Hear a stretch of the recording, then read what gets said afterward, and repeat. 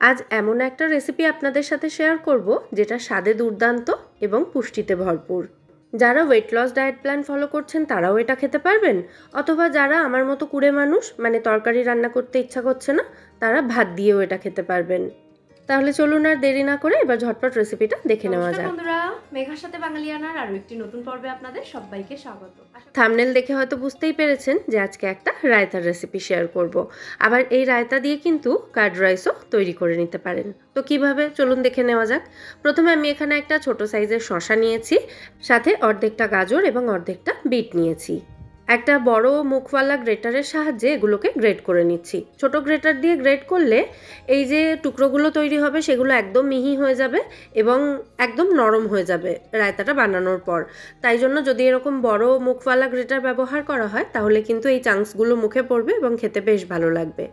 এর সাথে নিয়েছি আমি এক মুঠো মতো সুইট কর্ন। এটা সেদ্ধ করা সুইট কর্ন রয়েছে। একটা কাঁচা লঙ্কা ছোট ছোট টুকরো করে কেটে এর মধ্যে দিয়ে দিচ্ছি। ঝালটা আপনারা চাইলে একটু বাড়িয়েও নিতে পারেন অথবা নাও দিতে পারেন। তো সবজিগুলো সমস্তটা রেডি করে নিয়ে ওটাকে সরিয়ে রাখলাম। আর এদিকে একটা বড় বাটির মধ্যে নিয়েছি 1 কাপ পরিমাণে টক দই। দইয়ের মধ্যে যে জলের পার্টটা থাকে সেটা আমি দিইনি এখানে, ম্যাক্সিমাম ওই দইয়ে সলিডটা তুলেই দিয়েছি।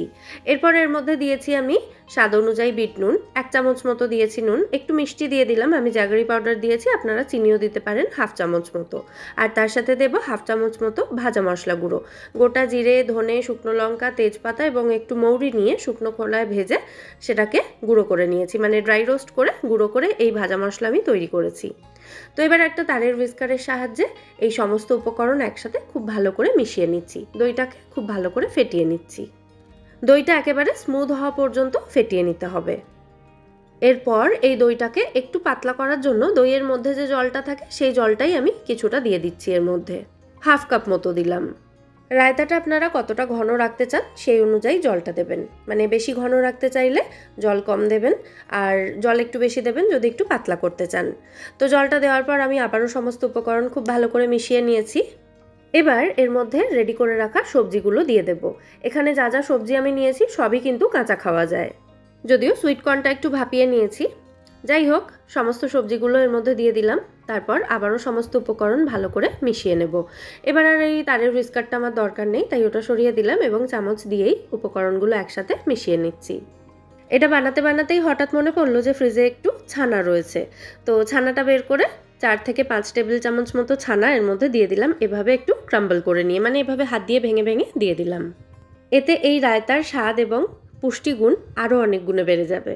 যারা weight loss diet plan follow করছেন তারা কিন্তু রাতের খাবারের জন্য এরকম একটা রায়তা রাখতে পারেন, তার সাথে 2 বা 1টা ডিম সেদ্ধ খেতে পারেন, তাহলে পেটটাও ভরবে আর তার সাথে পুষ্টিও পাওয়া হলো। আমি এটা ভাত দিয়ে খেতে ভীষণ পছন্দ করি, তাই লাঞ্চে এটা ভাতের সাথে প্রায় দিনই খাই। যাই হোক, ছানাটা দিয়ে আবারও সমস্ত উপকরণ ভালো করে মিশিয়ে নিয়েছি। এবার এই রায়তাটার জন্য একটা তড়কা রেডি করব, তড়কা বা ফোড়ন। তার জন্য আমি গ্যাসে একটা তড়কা প্যান বসিয়েছি এবং এর মধ্যে দিয়ে দিচ্ছি 1 চামচ মতো ঘি। ঘিটা ভালো মতো গরম হয়ে গেলে এর মধ্যে 1 মুঠো মতো চিনেবাদাম দিয়ে চিনেবাদামগুলোকে ভালো করে ভেজে নেব 1 মিনিট সময় নিয়ে। চিনেবাদামের ক্রাঞ্চটা কিন্তু এই রায়তাতে দুর্দান্ত লাগে, তাই একেবারে চিনেবাদাম অপছন্দ না করলে চেষ্টা করবেন চিনেবাদামটা দেওয়ার। চিনেবাদামটা ভালো মতো ভাজা হয়ে গেলে এবার এর মধ্যে দিয়ে দিলাম 1 চামচ মতো গোটা কালো সর্ষে, 1/2 চামচ মতো গোটা জিরে, কয়েকটা শুকনো লঙ্কা আর 1 চামচ মতো গোটা বিউলির ডাল। সাথে 1 চিমটে মতো হিংও দিতে পারেন, আমি হিঙের ডিব্বাটা পাশে রেখেও ভুলে গেছি দিতে। আসলে ফোড়নটা এত তাড়াতাড়ি ভাজতে হয়, মানে এটা খুব তাড়াতাড়ি ভাজা হয়ে যায়, সেই কারণে একটু তাড়াহুড়ো করতে গিয়ে কোনোভাবে মাথা থেকে বেরিয়ে গেছে। যাই হোক, সবশেষে এর মধ্যে 10-12টা মতো কারি পাতা এভাবে একটু ছিঁড়ে দিয়ে দিয়েছি। কারি পাতাগুলো এভাবে হাত দিয়ে ছিঁড়ে দিলে কি হয়, এগুলো আর ফাটে না। তো কারি পাতাটা দেওয়ার পর আবারও সমস্ত উপকরণ ভালো করে কিছুক্ষণ ভেজে নিয়ে এবার এই যে তড়কা বা ফোড়নটা রেডি হয়েছে এটাকে ওই রায়তার উপরে ঝপাং করে ঢেলে দিতে হবে। এই যে আওয়াজটা হচ্ছে তড়কা দেওয়ার, এটা যে আমার কি প্রিয় কি বলবো আপনাদের। তো তড়কাটাকে খুব ভালো করে রায়তার সাথে মিশিয়ে দিচ্ছি। আমাদের রায়তা কিন্তু এখানে একেবারে রেডি হয়ে গেছে। একটু টেস্ট করে দেখলাম নুনটা একটু কম মনে হলো, সেই জন্য আরও একটু বিট নুন এর মধ্যে দিয়ে দিলাম।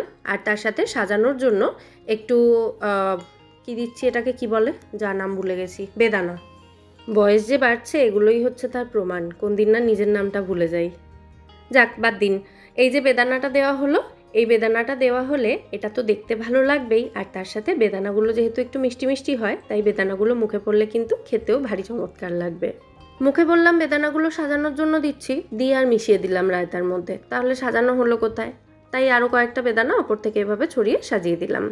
এই রায়তাটা দিয়ে আপনারা যদি কার্ড রাইস বা দই ভাত বানাতে চান, মানে একদম সাউথ ইন্ডিয়ান স্টাইলে, তাহলে ওই যে তরকাটা দেওয়া হয়েছে, তরকার আগে ওই রায়তার মধ্যে কিছুটা ভাত মিশিয়ে দেবেন। তারপর ভাত এবং রায়তা দুটোকে একসাথে ভালো করে মিশিয়ে নিয়ে ওপর থেকে তরকাটা ঢেলে দেবেন। ব্যাস, কার্ড রাইস হয়ে যাবে। তবে এভাবে ভাতের ওপর থেকে রায়তাটা দিয়ে মেখে খেতেও কিন্তু দুর্দান্ত লাগে। মাঝে মাঝে যখন আমার একটু ল্যাদ লাগে, মানে তরকারি রান্না করতে একদম ইচ্ছে করে না, সেই সময় এরকম একটা রায়তা বানিয়ে নিই আমি। এটা শুধু শুধুও খেতে দারুণ লাগে, আর ভাতের সাথে তো অপূর্ব লাগেই। তাহলে আজকের এই দারুণ সুস্বাদু ভেজি রায়তার রেসিপি আপনাদের কেমন লাগলো সেটা কিন্তু অবশ্যই আমায় কমেন্টে জানাবেন। যদি ভালো লেগে থাকে ভিডিওটাকে বরাবরের মতো একটা লাইক এবং শেয়ার করে দেওয়ার অনুরোধ রইল। আর এরকমই নিত্য নতুন রেসিপি পাওয়ার জন্য আমার চ্যানেল মেঘার সাথে বাঙালিয়ানাকে সাবস্ক্রাইব করে নিতে কিন্তু একদম ভুলবেন না, যদি অবশ্য এখনও না করে থাকেন, অথবা আপনি যদি আমার চ্যানেলে নতুন দর্শক বন্ধু হয়ে থাকেন। তাহলে আজকের মতো এখানেই বিদায় নিচ্ছি। আবার দেখা হবে পরের পর্বে নতুন কোনো রেসিপির সাথে।